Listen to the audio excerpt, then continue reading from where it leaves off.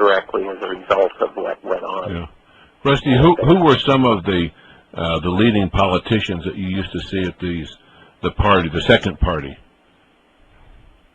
Well, I won't name too many names, but one is Bob Kerrey. Yep. Senator Bob Kerrey. From Nebraska. Yep. Used to be Governor Bob Kerrey. Yeah. And you witnessed him, what, with boys or girls or both? Both. Yeah. Gosh. You know, the sad thing is you were just trying to get back on your feet. The government came in and basically destroyed and stole all your equipment, you said. Well, I had to leave all my equipment when I left out the window. And they've basically destroyed my life. We'd set up a wedding photography studio and portrait studio in Norfolk, Nebraska. And this is just recently, right? Yes, we got the building the 27th of January. Uh-huh. Oh, wow. And I went in, we had the display set up, and we were starting to take pictures, and we really had done a tremendous job of getting things up and running. We were getting paying clients coming in and everything. And it was, what was it, the 16th, 15th, 18th of February. Wow. That they came in and they basically closed us down. They took all our equipment, they took the computers, they contacted clients, and they basically just ruined us. They did a smear campaign on the studio and myself. Now, was this the FBI? In the paper. I don't know if it was local cops, the FBI, or who, or a combination of both. Yeah. They flashed the badges so fast I couldn't even look at them. When I asked to look at them, they wouldn't. They did not read me Miranda rights when I was arrested. It was just not a good deal all the way around. What were the charges, Rusty? For not registering as a sex offender. Oh, and they claimed you're a sex offender because of the pictures that you supposedly took in Oregon. Yeah, and out in Oregon, I had gotten so sick they'd started messing with my medication so bad that that and my sleep, to this day, I still do not get a decent night's sleep. And they would come in and they would only have to let you sleep a half an hour out of 24. What, that's the law? That's what they told us. Ted, does that sound right? That was in Oregon, in Multnomah County. This is the same jail. You may remember something about the people that ended up dying in jail. I believe there were 4 of them. They died. They were beaten to death by the guards. Wow. And the guards had a fraternity. It was called the Brotherhood of the Strong. And they came in and they would beat these people to death in their jail cells. Jeez, my gosh, no, I have not heard about that. Under the carpet. Jeez. This happened, I think it was 2000, 2002, somewhere in there. Rusty, if we had some of our listeners of a mind to try to help you out financially, if they sent checks to me, there's a place where I could send them on to you, because I'm sure you don't want people to know where you are right now. I have a post office box. Okay, you can either have it go directly there or go to me, and then I'll send it to you, whatever you feel. Let me make a suggestion. I don't think it's wise for people to know where Rusty is. Okay, all right. And I would suggest that he doesn't have a bank account, I know. Oh. I would suggest that they make the check payable to you, Alex, with a notation for Rusty Nelson, and that you cash him and forward him the money, the cashier's check or something.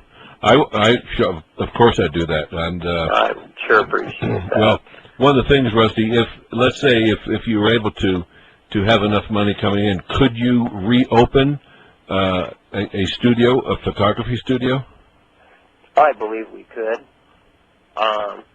I would really love to do it and just throw it back in their face and show them, we can get it done. Yeah. What would it take to do that, Rusty? Oh, a ton of money always helps. First off, I'd have to have a building, somebody who'd be willing to rent to me. Yep.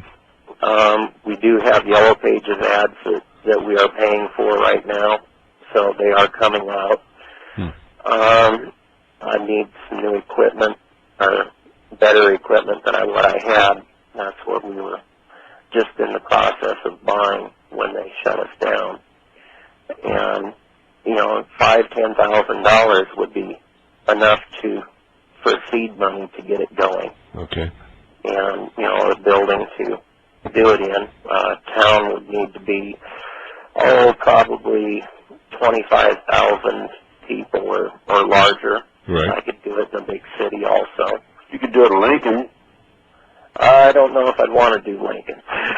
Yeah. Lincoln's a strange town. Well, Rusty, Would you want to do it in Omaha? Omaha would be a possibility.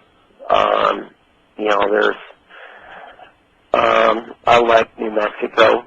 I like the area up here. You know, I have some ties up here now in Nebraska that, you know, I kind of need to hold on to. So. Yeah, I know what you're talking about.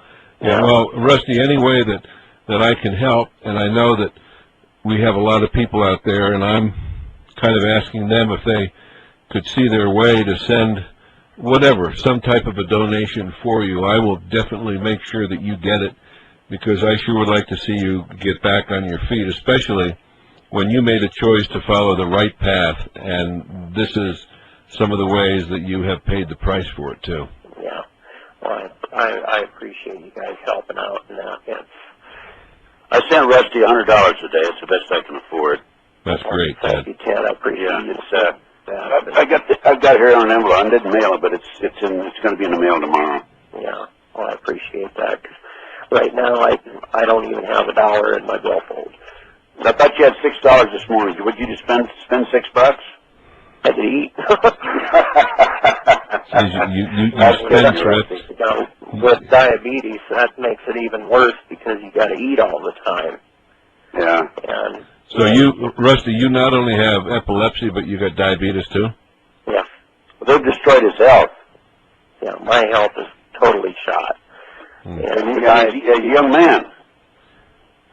Yeah, you're a young man, they've destroyed his health. Yep. Yeah, well, they will do that, Ted, as you and I both know. Yeah, 41 years old, and I'm basically decrepit. So. Well, Rusty, let's hope that something good will begin to happen in your life now too. And I want to thank you for coming on, because I knew it took a lot of guts. You came on in spite of your attorney recommending anyway that you do not come on and talk about this. Yeah. But do you have any other points that you would like to share with us before you have to go? Well, one of the things I'd like to mention is that most people do not realize what the prison system is like. Uh-huh. We need stronger penalties for this and that and the next thing. Knowing firsthand, first off, if you put somebody in jail, if they are in there for a week, and they can hold them for 8 days for no reason whatsoever. Right. They can put anybody in jail for 8 days. And anyway, the prison system, you get into it, the first 30 to 60 days may be beneficial to a person. But if you go more than 2 months in jail, it is detrimental to everyone except for the guards and the people who are running the penal system, who are making their living off this. Yeah. It's a cash cow that they are milking, and they're milking it to death. Sheesh. They had a little town here in Nebraska where they bitched and moaned about spending $3 million on a new school. But they were more than happy to spend $14 million on a state-of-the-art jail that would house 40 people. Wow. Yeah. Jeez. And that was so they would have jobs. Well, $14 million put into an account, the interest off of that